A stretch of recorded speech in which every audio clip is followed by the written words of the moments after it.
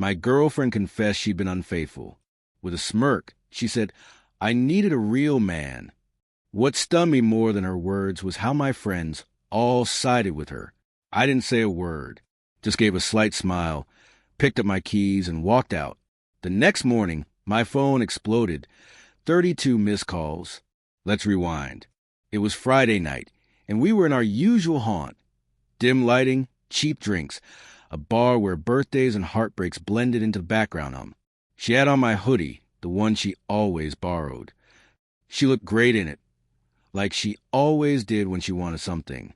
I had no clue that night would be our final chapter. Here's how it started. She cleared her throat in the middle of a quiet moment during our group's usual banter. 6 of us were gathered, half drunk, caught between laughing fits and blurry memories. So, she began, raising her voice just enough to break the air, I guess now's as good a time as any. Silence. I looked at her, calm and patient.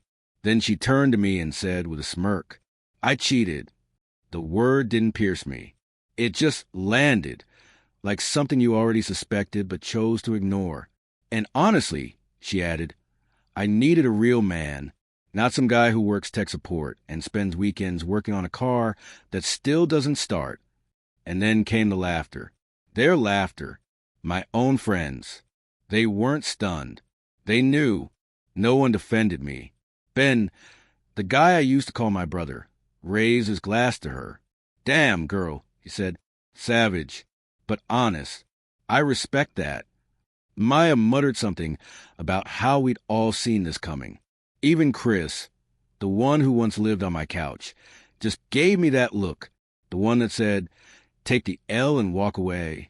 So that's exactly what I did.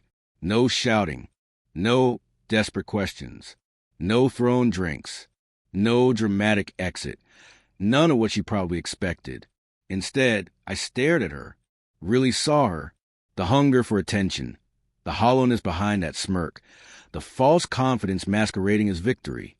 Then I smiled, tossed my keys in the air, caught the mid-spin, and said, cool. That was all.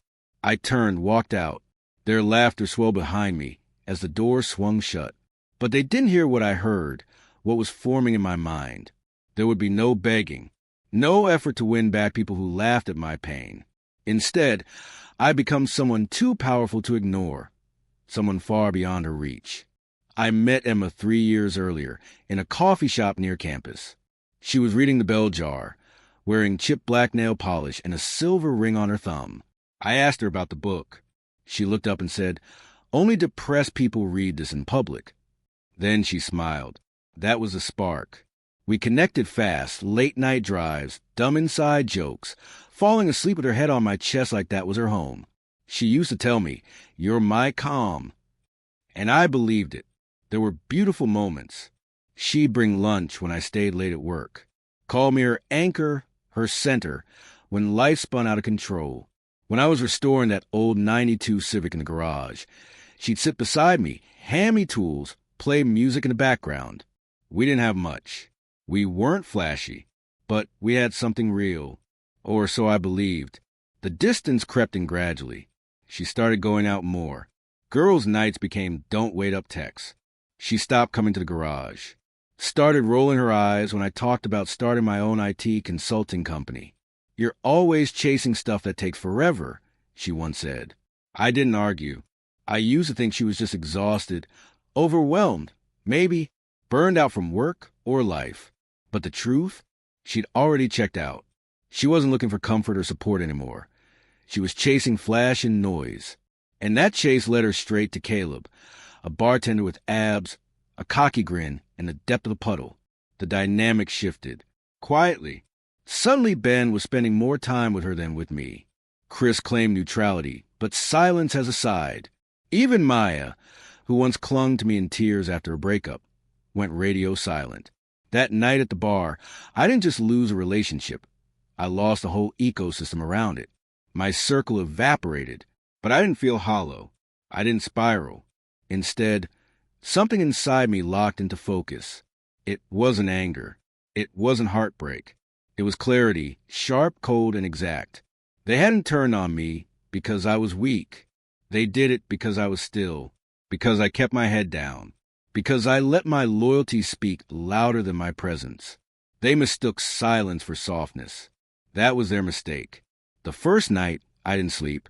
I lay in bed, staring up at the ceiling like it might give me a reason. I replayed everything from that bar. The smug twist of her lips, Ben's easy chuckle, the dismissive glances like I was some side character in my own life. The next morning, I opened my phone. No missed calls.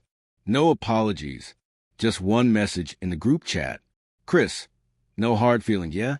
Let's all be adults here. Adults! Like humiliating me in front of people I once trusted was grown-up behavior. Like public betrayal deserved a mature shrug. I didn't reply. I logged out of everything. Social media, messaging apps, anything that connected me to that version of life. Deleted old photos. Blocked their numbers. Erased her contact, though her name still echoed in the spaces she once filled. I stood in front of the mirror that morning. Not to wallow, just to take stock.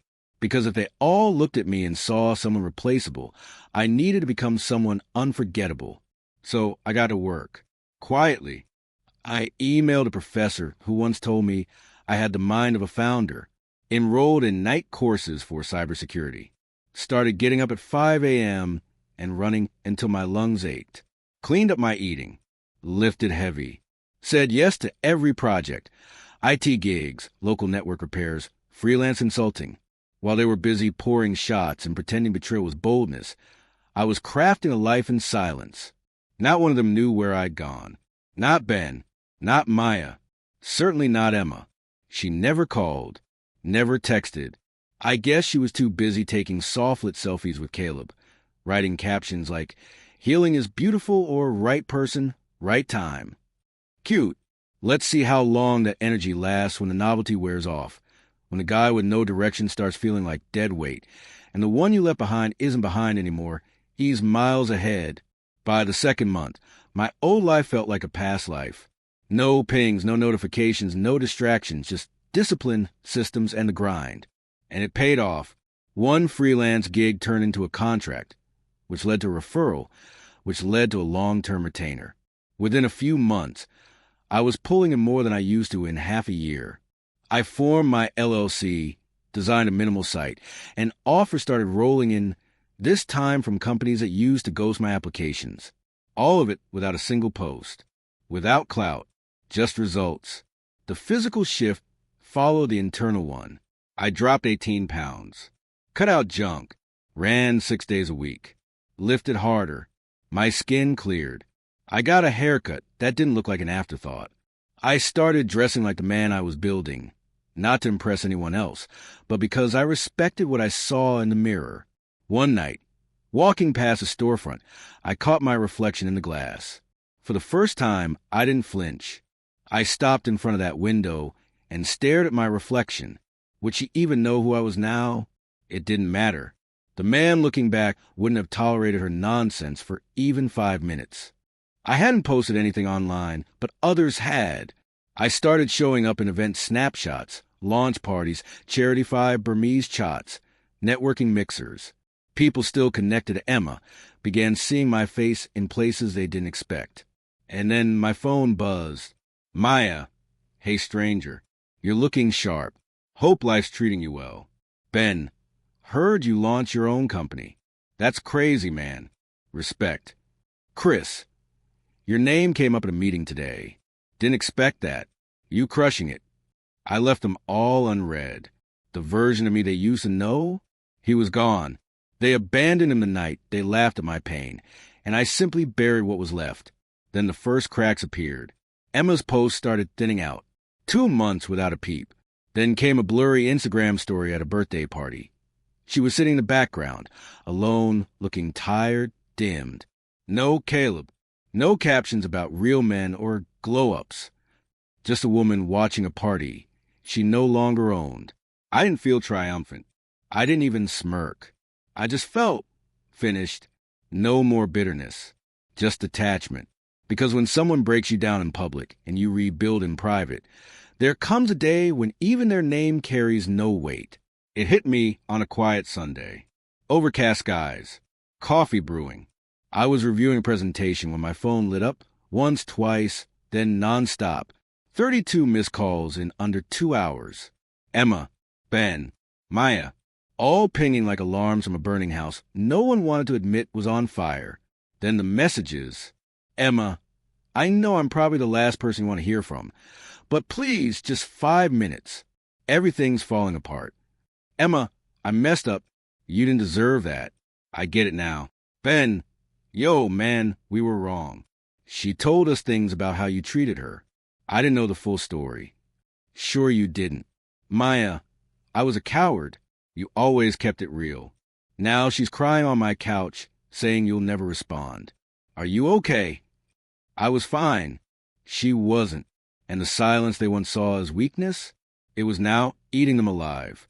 Then, just past midnight, one more message. Emma, I thought I needed someone exciting, but all I got was a lie. Caleb cheated. He's broke. I'm broke. I miss you. God, I miss you.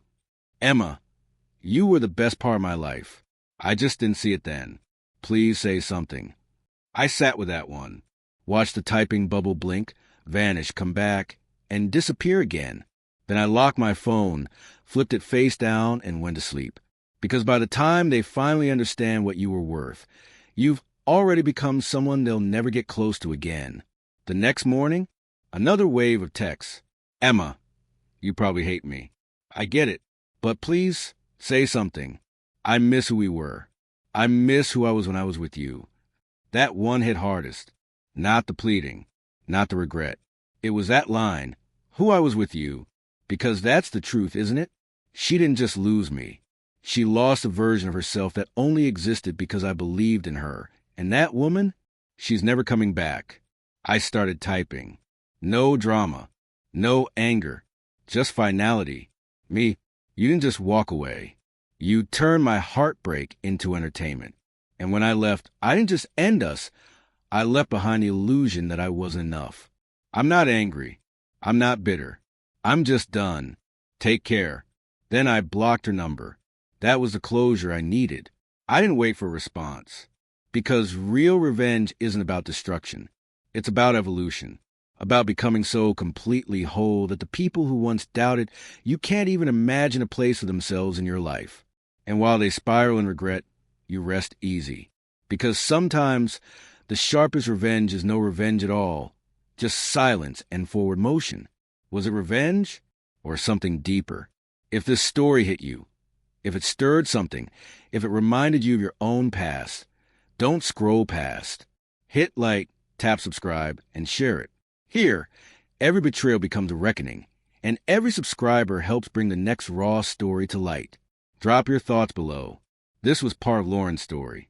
Because every ending hides in silence, and every silence carries weight.